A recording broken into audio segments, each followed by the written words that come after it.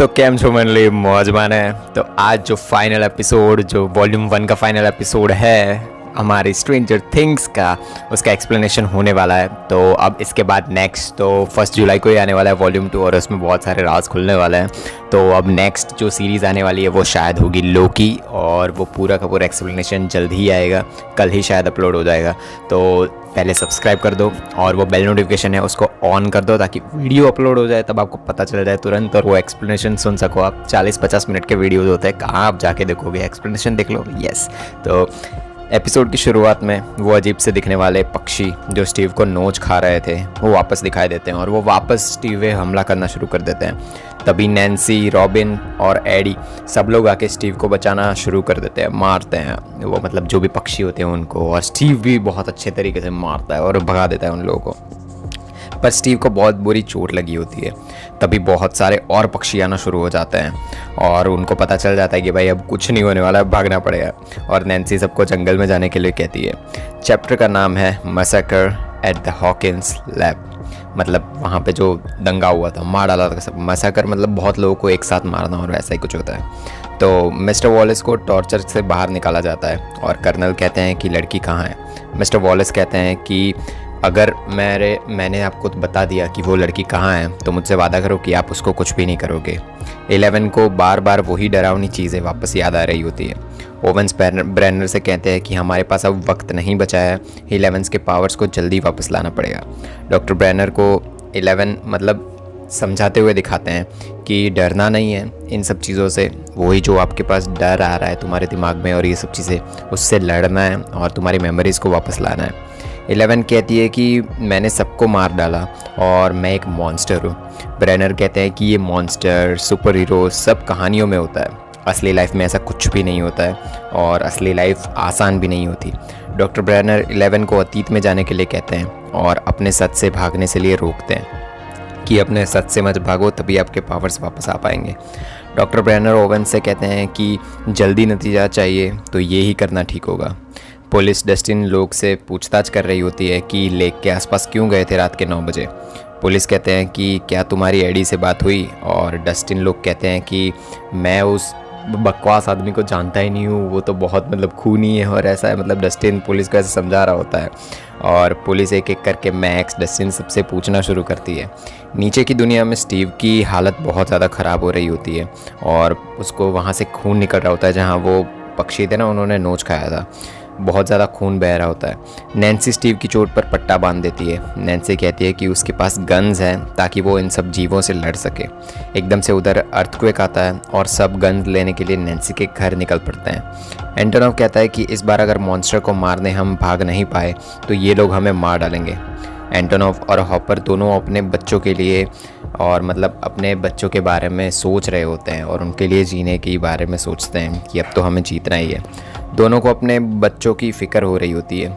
Hopper कहता है कि ये जो राक्षस है वो उस चीज़ का हिस्सा है जो 11 को चोट पहुंचा रही है। हॉपर कहता है कि राक्षस का यहाँ होने का मतलब है कि खतरा अभी तक टला ही नहीं है। मुर्रे यूरी को, मतलब जो हमारा मुर्रे यूरी बन गया था, वो जेल में मिलता है और एंट्री कर लेता है हमारे जो रशियन साहब है उनके साथ। ब्रेनर 11 के साथ जो नंबर 2 और दूसरों ने किया था उसके बारे में सबसे बात करते हैं। वो कहते हैं कि 11 को कल रात बहुत ज़्यादा चोट आई थी, किसी ने 11 को मारा था। डॉक्टर ब्रेनर कहते हैं कि जिसने भी वो किया है वो आगे आके हमें बता सकता है। डॉक्टर ब्रेनर नंबर 2 को आगे आने के लिए कहते हैं और उसे गले में कॉलर पहना के करंट दिया जाता है क्योंकि वो झूठ बोल रहा था, उसी ने किया था सब कुछ। एडी स्टीव की सराहना करता है और उसने बहुत बहादुरी वाला काम किया है यहाँ पे आके और सबको बचाने के लिए। एडी कहता है कि मैं यहाँ सिर्फ इसलिए आ गया हूँ क्योंकि वो दोनों लड़कियाँ हैं ना, उन्होंने एक सेकंड के लिए भी नहीं सोचा तुम्हारे पीछे आने के लिए, और मैं एक लड़का होके भी ये सब चीज़ें नहीं कर पाया और फट रही थी मेरी, इसलिए मैं सीधा कूद ही गया। और ये जो नैन्सी है ना, वो तो सीधी कूद गई, जैसे ही तुम मतलब गए और तुम्हारा वापस वो किसी ने खींच लिया ना, सीधी कूद गई अंदर, एक सेकेंड सोचे बिना। लूकस कहता है कि शायद वो लोग वाटर गेट में चले गए होंगे, पर डस्टिन कहता है कि वो लोग इतने भी पागल नहीं है कि वो अंदर चले जाए। लूकस एरिका को सब कुछ सच सच बता देता है। डस्टिन कहता है कि एक गेट रशियन ने खोला था और दूसरा 11 ने, पर ये वाला गेट किसने खोला होगा। डस्टिन कहता है कि एक ही चीज़ है जो हम नहीं समझ पा रहे हैं कि वेकना ये सब कुछ कर क्यों रहा है और उसका मकसद क्या है। डस्टिन लूकस से पूछता है कि 11 ने जो गेट खोला था, मतलब सिर्फ गेट ही खोला था उसने। लूकस कहता है कि उसने डेमोगोर्गन से कांटेक्ट भी किया था। डस्टिन कहता है कि 11 ने उसके साइकिक पावर से ये सब कुछ किया था, जैसे वेकना अपना जादू करता है। वो हर एक विक्टिम को सिर्फ मारता नहीं है, उन सबसे साइकिक कनेक्शन बनाता है, और इतना पावरफुल कनेक्शन जो टाइम और स्पेस की चादर को तोड़ देता है और उस बीच में होल बना देता है। लूकस कहता है कि मतलब वो और गेट ज़्यादा खोल रहा है, मतलब ज़्यादा गेट्स यहाँ पे खोलना शुरू कर दिए उन्होंने। लूकस पूछता है कि वो गेट्स खोल ही क्यों रहा है, तो डस्टिन कहता है कि दुनिया पर कब्ज़ा करने के लिए। और वो कौन है जो दुनिया पर कब्ज़ा करना चाहता है, तो वो डायरेक्ट बोलता है कि माइंड फ्लेयर। तो अगर डेमोगोर्गन सिर्फ एक प्यादा था, तो वेकना माइंड फ्लेयर का वज़ीर है, और जिसके पास इतनी पावर है कि बहुत ज़्यादा गेट्स खोल सकता है। नैन्सी को उसके घर में दिखाया जाता है। नैन्सी को गन्स नहीं मिल पाती, पर उसको पुराने लेटर और सब कुछ मिल रहा होता है, और उसे पता चलता है कि ये सब कुछ पास्ट में है, मतलब जो भी यहाँ पे उसके घर पे आया है वो सब कुछ 3 साल पहले है, मतलब पास्ट है सब। स्टीवन को डस्टिन चिल्ला रहा मतलब उसको आवाज़ आ रही होती है घर के अंदर कि डस्टिन चिल्ला रहा है, और डस्टिन की आवाज़ गूंज रही होती है। वो लोग डस्टिन से कांटेक्ट करने का ट्राई करते हैं, और नैन्सी कहती है कि विल लाइट से बात करता था हमारे साथ, लाइट से। स्टीव को एक झूमर के आसपास अजीब सी रोशनियाँ दिखाई देती है, और नैन्सी उन लाइट्स को घुमाती है तो ऊपर की दुनिया में लाइट्स चेंज होना शुरू हो जाती है। एरिका को लाइट्स में कुछ अजीब सी चीज़ें दिखानी शुरू हो जाती है, और नैन्सी SOS भेज देती है डस्टिन को, और उसे पता चल जाता है कि नैन्सी लोग जितने भी थे वो सब नीचे की दुनिया में फंस चुके हैं। मुर्रे यूरी से, मतलब यूरी बन के रशियन ऑफिसर से मिलता है। रशियन मजाक में मुर्रे को पहचान लेता है और बातें करता है। फिर वो रशियन ऑफिसर सबको वहाँ से ले जाता है जो जेल है वहाँ पे, और कैदियों को मारने के लिए बोलता है कि ये देखो यहाँ पे सब कुछ मारने वाले हैं। सब लोग 11 को ही घूर रहे होते हैं, और फिर से वो आदमी आके 11 को कहता है कि क्या तुम इससे भी ज़्यादा मुश्किल गेम खेलना चाहती हो। वो आदमी 11 को चेहरे पे कोई भी एक्सप्रेशन ना लाने के लिए कहता है, और कहता है कि नंबर 2 का इलाज चल रहा है, और जब उसे छोड़ा जाएगा तो वो सब मिलके तुम्हें मार डालेंगे, और यहीं पे तुम लोगों को मार डालेंगे, पर पापा ये सब कुछ देखते रहेंगे, कुछ नहीं करेंगे। वो आदमी कहता है कि कल कैमरा क्यों ऑफ हो गया था, क्यों कोई चेक करने नहीं आया था जब तुम्हारे साथ ये सब कुछ हो रहा था। पापा ये सब कुछ होने देना चाहते हैं, और पापा ही ये सब कुछ करवा रहे हैं। 11 पूछती है कि ऐसा क्यों। वो आदमी कहता है कि वो डरते हैं तुमसे, वो कंट्रोल करना चाहते हैं तुम पे। वो आदमी कहता है कि मैंने ये सब पहले भी देख लिया है, और मेरे साथ पहले ये सब, मतलब ऐसा कुछ देख चुका हूँ मैं, इसलिए मुझे ये सब कुछ याद है। तो 11 कहती है कि मेरी मदद करने के लिए पापा ने तुम्हें सज़ा दी। वो आदमी कहता है कि इसीलिए तुम्हें आज ही यहाँ से भाग जाना पड़ेगा। वो कहता है कि अगर तुम्हें यहाँ से निकलना है तो मैं कहूँ वो ही करना पड़ेगा। 11 कहती है तुम अभी भी मेरी हेल्प क्यों कर रहे हो। वो आदमी कहता है कि मुझे तुम पे भरोसा है। वो 11 को टेबल के नीचे से कुछ देता है। डस्टिन लोग लाइट्स की मदद से नैन्सी लोगों के साथ नीचे की दुनिया में कांटेक्ट कर लेते हैं। नैन्सी कहती है कि तुम हमें यहाँ से, मतलब हम लोग यहाँ पे फंस चुके हैं, तुम निकालो हमें यहाँ से। डस्टिन कहता है कि हर एक मर्डर साइट पे एक गेट होना ही चाहिए। डस्टिन लोग साइकिल से वहाँ से भाग जाते हैं, और जहाँ पे क्रिसी मरी थी वो गेट के, मतलब घर है वहाँ पे भी तो गेट होगा, वहाँ पे पहुँच जाते हैं। और सिमिलरली जो नीचे वाले डाउन साइड में भी तो वही घर होगा जहाँ पे क्रिसी मरी थी, तो हमारे जो स्टीव लोग हैं वो वहाँ पे पहुँचते हैं। उधर नैन्सी लोग भी वही साइकिल से ही पहुँचते हैं वहाँ पे। 11 एक गार्ड को बताती है कि उसे चक्कर आ रहा है और लाइट से तकलीफ़ हो रही है उसे, तो उसे डॉक्टर के पास ले जाते हैं, पर 11 वहाँ से भाग जाती है। वो आदमी को दिखाया जाता है वहाँ पर, और 11 को एक सुरंग से निकल जाने के लिए कहता है जो सीधा जंगल में मिलती है। 11 कहती है कि तुम भी साथ में चलो, तो वो कहता है कि मैं नहीं आ सकता, यहाँ पे सब लोग कैदी है। वो उससे गले के पीछे एक ट्रैकर जैसी कुछ चीज़ दिखाता है, जिससे डॉक्टर ब्रेनर ने उसे ढूंढ लेने के लिए कहा था, मतलब जो ट्रैकर लगा रखा है कि मैं चला भी गया तो भी ढूंढ लेंगे और तुम्हें भी पकड़ लेंगे। एंटोनो सबको प्लान बताता है कि साथ में मिलके हम लड़ेंगे वो जो भी जानवर है उससे।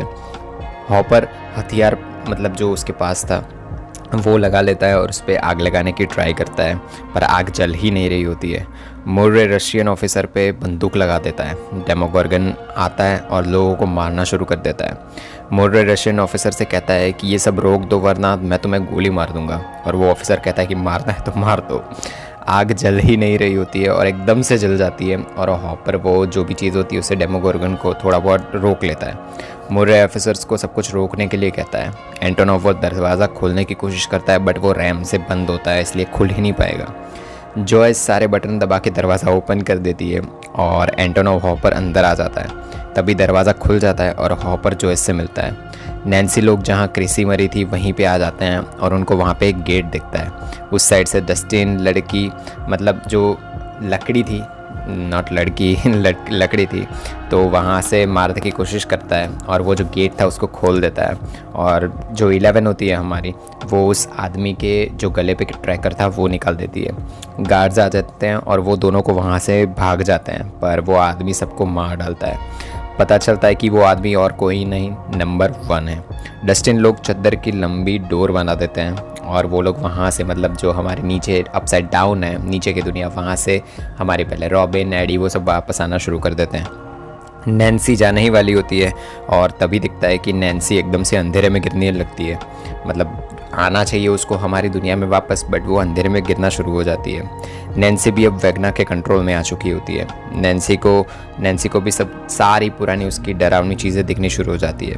11 को अलार्म सुनाई देती है। वो कमरे से बाहर आ जाती है। वो देखती है कि हर जगह सबकी लाशें गिरी हुई है। वो दरवाज़ा खोलती है, अम्ब्रेला रूम वाला, और बहुत सारी लाशें गिरी होती है। ये सब कुछ नंबर 1 कर रहा होता है। उसी ने सबका खून किया होता है। ये सब कुछ देख रही होती है हमारी 11। 1 कहता है कि इन लोगों के लिए मत रो, इन लोगों ने तुम पे भी बहुत ज़्यादा गलत चीज़ें की है। नैन्सी वेकना के घर में दिखाई देती है। वेकना की आवाज़ आती है और वो कहता है कि तुम सच के बहुत ज़्यादा करीब पहुंच गई थी। वेकना कहता है कि कैसा है वो पागल बुढ़ा विक्टर। मैं उस विक्टर से मिलना चाहता था पर किसी काम में व्यस्त हो गया इसलिए मैं नहीं मिल पाया। विक्टर वाली कहानी फिर से दिखाई जाती है और नैन्सी भी ये सब कुछ देख रही होती है। मतलब वेकना है ना, वो नैन्सी को बता रहा होता है ये सब। वेकना कहता है कि मैं भी तुम्हारी तरह लोगों से घुल मिल नहीं पा रहा था। मैं दूसरे लोगों से बहुत ज़्यादा अलग था। मेरे पेरेंट्स को लगा शहर बदल के हॉकिंस में नई शुरुआत करेंगे तो सब कुछ बदल जाएगा और मैं ठीक हो जाऊंगा। बट मेरे घर में मुझे एक नया रास्ता दिखा, मुझे एक नया मकसद मिला। लोग स्पाइडर से डरते हैं, उनसे नफ़रत करते हैं लेकिन मुझे वो बहुत ज़्यादा पसंद थे। वो भी मेरी तरह ही अलग थे, उनको भी बहुत गलत समझा जाता था।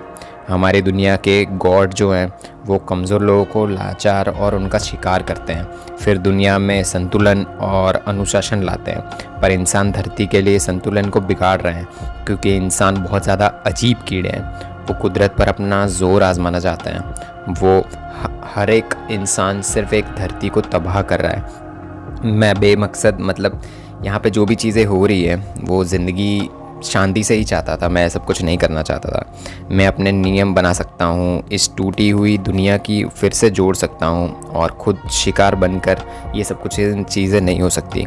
मैंने बहुत प्रैक्टिस की और पता चला कि मैं बहुत कुछ करने के काबिल हूँ। मैं दूसरों के दिमाग में जा सकता हूँ, उनकी यादों में, उनकी सोच में। मैंने मेरे पेरेंट्स की सच्चाई देखी और वो लोग अंदर से झूठ निकले, मतलब बहुत गलत लोग थे। मैंने उनको उनका असली चेहरा दिखाया। मैंने सीधे साधे मेरे जो डैड थे, मतलब जो भी मेरे डैड थे, मतलब जो विक्टर की बात कर रहा है वो, किसी शैतान ने उनको उनके पापा को श्राप दिया ऐसा वो सोच रहे थे। पर मेरी माँ पता नहीं कैसे जानती थी कि वो आईने में उन्हें मतलब उसकी माँ को पता चल गया था कि ये सब कुछ ये ही कर रहा है, मतलब वेकना, मतलब उसका बच्चा। इसलिए वो मुझसे नफ़रत करती थी। उन्होंने एक डॉक्टर को बुलाया मुझे देखने के लिए, मुझे कैद करने के लिए। ठीक होने की ज़रूरत मुझे नहीं, उन लोगों को थी। इसलिए मैंने जितनी जान ली उतना ही ज़्यादा स्ट्रॉन्ग बनना शुरू हो गया। मुझे छोटा बच्चा था इसलिए मुझे पता नहीं था कि मेरी हदें क्या हैं। मैं मरते मरते बचा उस दिन जो सब कुछ मार रहा था। तब मेरे पापा को गिरफ़्तार कर दिया गया और मम्मी और बेटी की मौत के लिए, मतलब उनको ऐसा लगा था कि जो 2 लोग मर गए थे ना वो दोनों उसके पापा ने ही मारा है। पर मैं आज़ाद नहीं हो पाया। जब मैं होश में आया कोमा से तो खुद को एक डॉक्टर के आसपास पाया। वो थे डॉक्टर ब्रेनर। पर सच्चाई ये थी कि वो सिर्फ मुझ पे एक्सपेरिमेंट ही नहीं करना चाहते थे, वो मुझ पे कंट्रोल भी करना चाहते थे। जब पापा को पता चला कि वो मुझे कंट्रोल नहीं कर सकते तो उन्होंने मेरे जैसे और भी लोग बनाना शुरू कर दिए। एक प्रोग्राम शुरू किया और जल्द ही मेरे जैसे और ज़्यादा लोग पैदा हो गए। तुम पैदा हुई और मैं तुम्हारे आने पे बहुत ज़्यादा खुश हो गया था 11। वो सब मारे नहीं गए, वो सब मेरे साथ ही है और मेरे दिमाग में है। 11 कहती है कि तुमने धोखा दिया है मुझे। वन कहता है कि मैंने तुम्हें बचा लिया क्योंकि तुम यहाँ पे बहुत ज़्यादा कैद में थी और एक जेल जैसी चीज़ में थी। तुम्हारे पापा की नज़र में तुम बस एक एक्सपेरिमेंट हो। 11, तुम बस सबसे बेहतर हो और तुम मेरे साथ जुड़ सकती हो। ऐसी बातें वो बताता है। अगर तुम मेरे साथ चलो तो सच में तुम आज़ाद हो जाओगी और अगर तुम मुझसे हाथ मिला लोगी तो सब कुछ बेहतर हो जाएगा। 11 मना कर देती है और 1 को बहुत ज़्यादा पावर के साथ उसे फेंक देती है। उन दोनों के बीच में भयानक लड़ाई शुरू हो जाती है पर 11 हार जाती है। 1 कहता है कि मैं ये नहीं करना चाहता था और 11 की हालत भी उस कृषि की तरह ही, वो उसकी बॉडी है उसको तोड़ना शुरू कर देता है। कुछ यादें दिखाई जाती है और 11 वापस आ जाती है। मतलब जो उसने बोला था ना कि यादों से अपना पावर आप कनेक्ट कर सकते हो, तो 11 कुछ याद करती है और वो वापस आ जाती है और वो 1 को मार के फेंक देती है। वो 1 को गायब कर देती है और ये करते वक्त एक गेट बन जाता है जिसके अंदर 1 को गिरते हुए दिखाया जाता है। 1 की बॉडी पूरी बदल जाती है और वेकना के हाथ पे 1 दिखाया जाता है और ऐसे ही एंड होता है एपिसोड 7 का। वॉल्यूम 2 जो आने वाला है वो 1 जुलाई को आएगा, तो उसका भी 2 ही एपिसोड है बट बहुत बड़े बड़े, उसका भी एक्सप्लेनेशन जल्द आ जाएगा जब रिलीज़ होंगे। तो नेक्स्ट हमारे जो एक्सप्लेनेशन है उसके लिए बाय बाय।